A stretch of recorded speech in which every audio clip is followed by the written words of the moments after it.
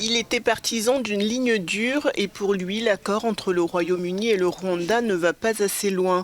Robert Jenrick, ministre britannique de l'immigration, a donc choisi de démissionner. Une décision qui intervient au moment où le texte doit être présenté devant le Parlement. Dans cette version, en matière d'expulsion et de détention de migrants, le gouvernement peut refuser d'appliquer certaines lois britanniques sur les droits humains. Mais le texte respecte cependant la Convention européenne des droits de l'homme, contrairement à ce que réclamaient certains députés conservateurs. En juin 2022, un premier avion qui devait emmener des migrants à Kigali avait été annulé à la dernière minute par un juge de la Cour européenne des droits de l'homme. Le gouvernement britannique se retrouve donc face à un dilemme, car de son côté, le Rwanda a averti mercredi qu'il se retirerait de l'accord si Londres ne respectait pas le droit international.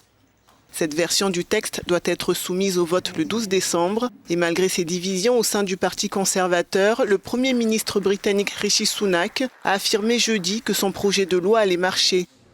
Cette démission intervient à quelques mois d'élections législatives. Les sondages donnent les conservateurs largement perdants.